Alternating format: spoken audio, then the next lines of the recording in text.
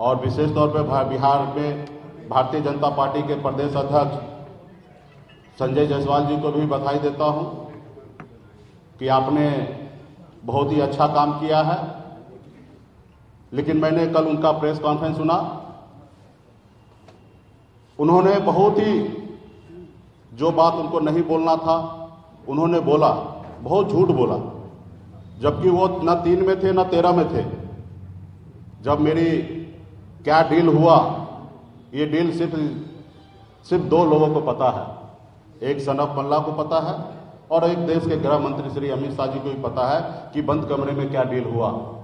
यहाँ तक कमरे के बाहर भी रहने का सौभाग्य संजय जायसवाल जी को प्राप्त नहीं हुआ था कि वो कमरे के बाहर भी खड़ा होकर कान लगा के सुने, और बिहार में किसी भी नेता को ये सौभाग्य प्राप्त नहीं हुआ। हाँ, कुछ जानकारी नित्यानंद राय जी को या हमारे मंगल पांडे जी को थे कि किस तरीके से दिल्ली में क्या बात हो रहा है, ये जानकारी उनको थे। तो इसलिए वो क्या डील हुआ, इतना झूठ फैलाने का आवश्यकता उनको नहीं था। उन्होंने तो विनर बन गया, 3 विधायक को लेकर बिहार का सबसे बड़ा पार्टी बन ही गया, तो उनको झूठ बोलने की क्या आवश्यकता है।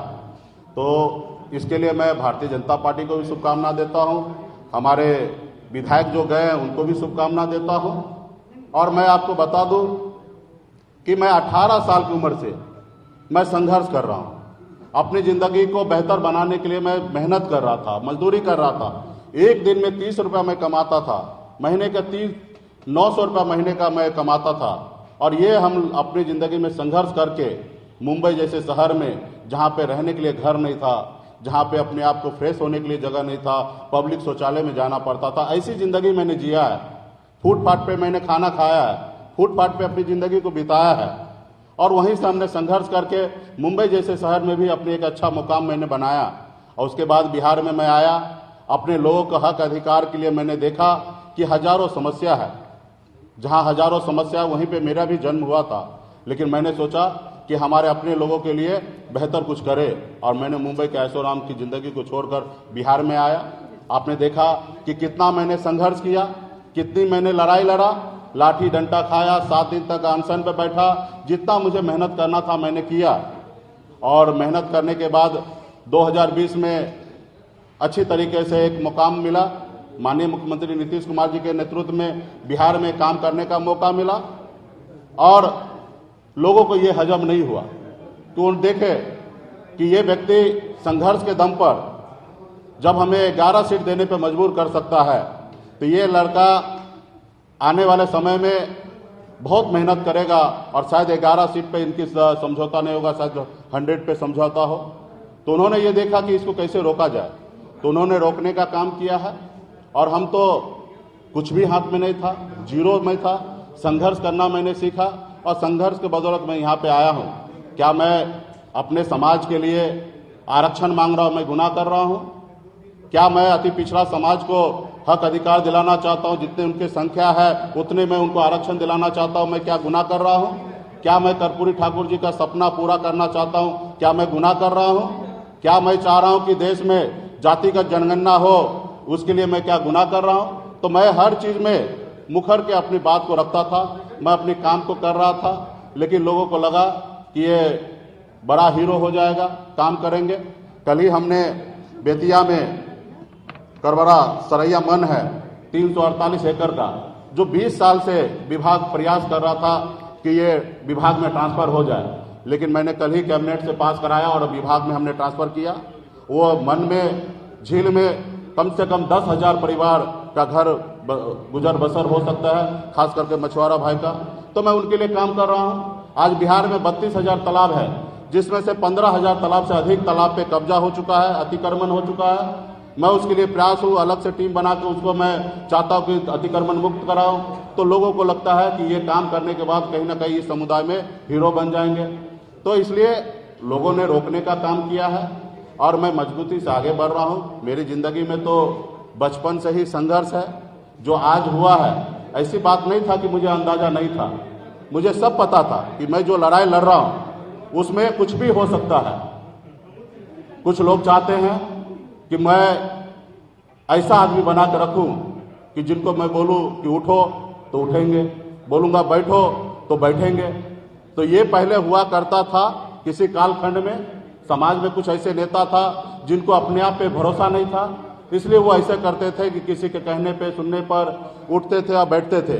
लेकिन आज मुझे भरोसा है कि बिहार ही नहीं, देश में लाखों करोड़ों निषाद का बेटा, पिछड़ा का बेटा, दलित का बेटा आज सनब मल्ला को जानने लगा। अब मैं भी इसलिए मैं कहता हूं गर्व से कि मैं सनब मल्ला हूं, पूरे देश में निषाद का बेटा हूं, उनके हक अधिकार के लिए लड़ाई लड़ता रहूंगा।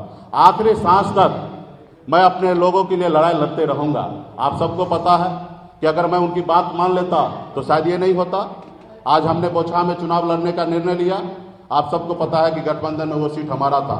जब सीट अगर हमारे स्वर्गीय विधायक जी का निधन हुआ तो निश्चित तौर पर वो सीट खाली हुआ और उस पर पहला अधिकार वीआईपी का होना था, लेकिन उन्होंने नहीं किया। उन्होंने अपने मन से अपने प्रत्याशी का नाम का घोषणा कर दिया और आपने देखा कि 4 महीना उनके पार्टी के लोग किस तरीके से बेइज्जत करते रहे, उनके सांसद किस तरीके से अभद्र बात करते रहे। मैं सुनते रहा क्योंकि मुझे वहाँ पे चुनाव लड़ना था। आज हमें लोग टारगेट कर रहे हैं कि आप उत्तर प्रदेश में चुनाव लड़े, देश के प्रधानमंत्री जी को लेके विरोध किए। तो भैया आप बताइए, मेरा जो हक अधिकार है वो मैं किससे मांगूंगा? मैं अमेरिका में जाके मांगूं या मैं राहुल गांधी जी से मांगूं? देश के प्रधानमंत्री नरेंद्र मोदी जी हैं, उनको लगता कि वो प्रधानमंत्री जी उनके हैं, लेकिन उनको ये नहीं पता है कि देश के प्रधानमंत्री जी पूरे 140 करोड़ देश के जनता का प्रधानमंत्री है और हमारे भी प्रधानमंत्री हैं। और हम अपने प्रधानमंत्री से अगर जो हमने सोचा था, जो हमारे समाज का हक अधिकार है, वो हम उनसे नहीं मांगे तो किनसे मांगे? आज बंगाल में निषाद को आरक्षण मिल रहा है, दिल्ली में आरक्षण मिल रहा है, लेकिन बिहार में या उत्तर प्रदेश, झारखंड में नहीं मिल रहा है। तो ये सवाल मैं किनसे करूंगा? आज उनसे मैं मांगने का काम किया तो उनको लगता है कि ये गलत किया। आज उत्तर प्रदेश में तो जेडीयू भी चुनाव लड़े, लेकिन उनके सामने में तो आपने कुछ नहीं बात रखा। लेकिन मुकेश सहनी को आपने टारगेट किया, मुकेश सहनी को आपने कमजोर करने का कोशिश किया है। तो खैर, आपका जो निर्णय था आपने लिया है। अभी हमें बिहार में बिहार के जनता के लिए, लोगों के लिए काम करने का मौका मिला है। मैं काम करते रहूँगा और आगे बढ़ते रहूँगा। जब तक मेरे शरीर में सांस रहेगा तब तक मैं अपने समाज के हक अधिकार के लिए, अति पिछड़ा के लिए लड़ाई लड़ते रहूँगा। किसी के सामने में कभी नहीं झुकूंगा, चाहे दुनिया का कोई भी ताकत क्यों ना हो। हाँ, कंधे से कंधे मिला के चल सकता हूँ। अगर 4 बात अगर आपका मानता हूँ तो 4 बात आपको हमारा भी मानना पड़ेगा। अगर आप अगर कहेंगे कि मैं शहंशाह हूँ तो मैं इस दुनिया में, इस धरती पर किसी को शहंशाह मानने के लिए तैयार नहीं हूँ कि आप चाहे वो जो कर सकते हैं, आप स्वतंत्र हैं वो सब चीज़ करने के लिए।